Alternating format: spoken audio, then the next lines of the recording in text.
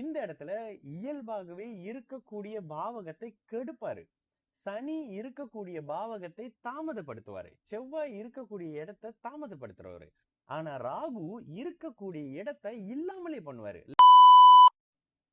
வணக்கம், நான் உங்கள் விக்கி ப்ரோஸ்.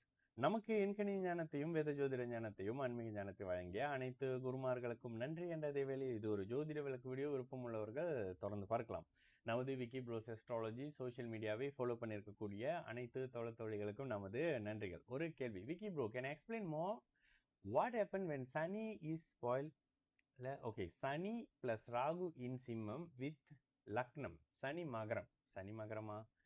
சிம்மம் ராகு ராகுவும் சனியும் சிம்மத்துல இருக்கிறாங்க. ஆனா லக்னம் வித் மகரம் சொல்றீங்களா? மகர சனி எப்படி ஆப்போசிட்டா இருக்குது? மகரத்துக்கு சிம்மம் சஷ்டாஷ்டகமா 6-8ஆக வரும். சரி, எந்த ஒரு இடத்துலையும் சனியும் ராகுவும் இருக்கக்கூடாது. சனியும் ராகுவும் செவ்வாயும் இருக்கக்கூடாது. ராகுவும் சூரியனும் இருக்கக்கூடாது. ராகுவும் சந்திரனும் இருக்கக்கூடாது. ஏன்? ராகு எதனையும் விழுங்கக்கூடிய மிக பெரிய ஒரு இருள். அந்த ராகுக்கு உருவம் கொடுப்பது, ராகு பாம்புன்னு சொல்றது, இதெல்லாம் நம்மளுடைய உருவாக்கத்துக்கு நீங்க நம்ம மைண்ட்ல வச்சுக்கணுன்ற மாதிரியான ஒரு விஷயம். ராகு விஷத்தை கக்கக்கூடிய ஒரு தலையாகவும், கேது விஷம் ஏதும் இல்லாத ஒரு வாளாகவும் ஜோசியத்துல சொல்லப்படுது. அப்ப ராகு என்னன்னா ஆழமான இருட்டு, அந்த மீளவே முடியாத இருள். அந்த இருளுக்குள்ள என்ன இருக்குது? இலூஷன் இருக்குது. அந்த இருளுக்குள்ள போகம் இருக்குது. அந்த இருளுக்குள்ள போதை இருக்குது. மீள முடியாத தன்மைகள், போதைக்கு ஒருத்தர் அடிமையா இருக்கிறாரு. இதெல்லாம் நீங்க ராகு வச்சு சில விஷயங்களை பார்க்கலாம்.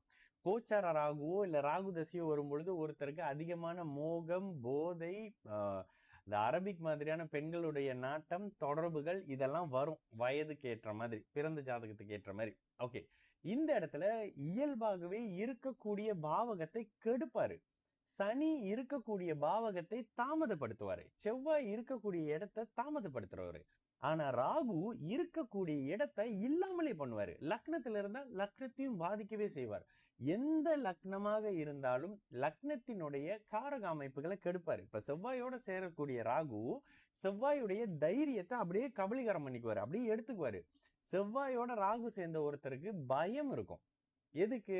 ரத்தத்தை பார்க்க பயமா இருக்கும், வெளியே அப்படி ஒரு விஷயத்தை எதிர்கொள்றதுக்கு பயமா இருக்கும். அந்த செவ்வாயினுடைய அந்த தைரியம் இல்லாத நிலை இருக்கும். அப்ப என்னன்னா, ராகு அந்த கிரகத்தினுடைய நல்ல விஷயத்தை எடுத்துக்கிட்டு, அவரு நல்ல விஷயம் இல்லை, அந்த கிரகத்தினுடைய காரகத்தை எடுத்துக்கிட்டு அவரு தசை நடத்தும் பொழுது நல்லதாகவோ கெட்டதாகவோ கொடுப்பாரு.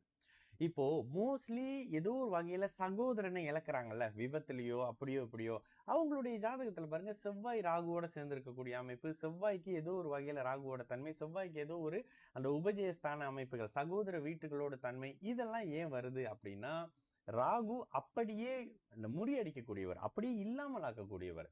இதனாலதான் ராகு லக்னத்துல இருக்கக்கூடாது. அப்ப ராகுக்கு எதுங்க பெஸ்டான இடம்? 3, 6, 11ஆம் பாவகங்கள் மிக சிறப்பான இடமா சொல்லப்படுது. ஏன்?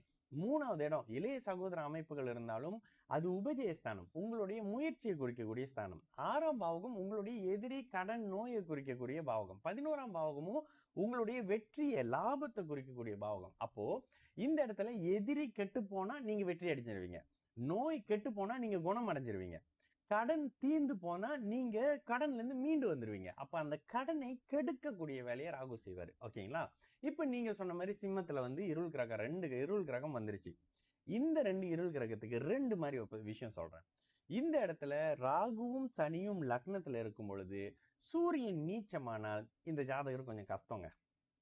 ஓகேங்களா? சூரியன் நீச்சமாயிட்டார், வீடு கொடுத்தவர் நீச்சம். ராகுவும் சனியும் லக்னத்துல, சிம்ம லக்னத்துல இருக்கிறாங்கன்னும் பொழுது இது ஒரு கடுமையான பலவீன அமைப்பு. சில இடங்கள்ல இது ஆயுளையும் பாதிக்கும், முயற்சிகளை பாதிக்கும், வெற்றி சக்சஸ்ஃபுல் ஆகிறதோ, அரசியல்வாதி ஆகிறதோ இதெல்லாம் பண்ணாது. ஓகேங்களா? சரி, இதே ராகு சனி இருக்கிறாங்க. இதனாலதான் ஜோதிடத்துல ஒரு வாரத்துல ஏன் பதில் சொல்ல முடியாது? ஒரு கேள்வி கேட்டா எதுக்கியா 10 நிமிஷம் பேசுறீங்கன்ற கேள்வி வரல. முறையான ஜோதிடம் இப்படிதான் விளக்கப்படும். ஒரு வாரத்துல ஆமா இல்லைன்ற மாதிரியான பதில் ஜோசியத்துல கிடையாது. ஓகே, இதே சூரியன் உச்சமாகி லக்னத்துல சனியும் ராகுவும் இருக்கிறாங்க, கூடுதலா குருவினுடைய பார்வை குரு தனுசுல இருக்கிறாருன்னு வச்சுக்கோங்க.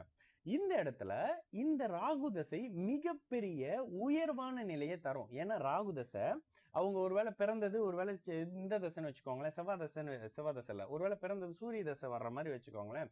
சந்திர தசை முடிஞ்சு ராகு சரியான பருவத்துல வரும். எந்த லக்னக்காரராக இருந்தாலும் இந்த ராகு தசை லக்னத்துக்கு ஏத்த நல்ல தன்மை. ஒருவேளை கன்னி லக்னம்ங்க, ஒருவேளை மகர லக்னம்ங்க. மகர லக்னமாக இருக்கும் பொழுது இந்த ராகு ஒரு மாதிரியான விபரீத ராஜயோக அமைப்புகளை கொடுப்பாரு. ஏன்னா 8ஆம் இடத்துல உச்சனுடைய வீட்டுல குருவின் பார்வையில சுபத்தன்மையில இருக்காருன்றதுனால. இதுக்கு லக்னாதிபதி பலமா இருக்கணும். ஆனா 8ல போய் லக்னாதிபதி இருக்கிறாரு, உச்சனுடைய வீட்டுல சுபத்துவமா இருக்கிறாருன்ற பட்சத்துல இந்த ராகு மிகப்பெரிய தனலாபத்தை பிறந்த இடத்தை விட்டு தள்ளி கொடுப்பாரு. லக்னத்திலேயே இருக்கிறாரு. ஏன் 2 மாதிரி சொல்றீங்க? எல்லாருமே சுபர் தொடர்புல, எல்லாருமே உச்சமாக, எல்லாருமே நல்லா இருக்க பிறந்தவங்க இல்ல. அப்ப அந்த அமைப்புகள்ல மகரத்துக்கு சிம்மம் 8ஆம் பாவகம். ஒருவேளை சனி நீச்சமா இருக்கிறாரு. ஆனா சனி நீச்சமானா நீச்சபங்க ராஜயோகம் அடைவாரு, சூரியன் உச்சமானார்னா. அப்போ இந்த இடத்துல சனி சுபத்துவமாகவோ லக்னம் சுபத்துவமாகவோ இருக்கிற பட்சத்துல இந்த ராகு 8ஆம் இடத்தை கெடுக்க மாட்டாரா? கெடுப்பார். ஆனா கெடுதலுடைய தன்மைகள் பெருசா அந்த ஜாதகர் உணர மாட்டாரு, சமாளிச்சிருவாரு. நோய் வரும், சமாளிச்சிருவாரு. கடன் வரும், சமாளிச்சிருவாரு. முதல்ல இறங்குவாரு, அப்புறம் வெளியில வந்துருவாரு. சரிங்களா? நான் உங்கள் விக்கி ப்ரோஸ். நல்லது நடக்கும், எல்லோரும் நல்லா இருப்போம். வணக்கம்.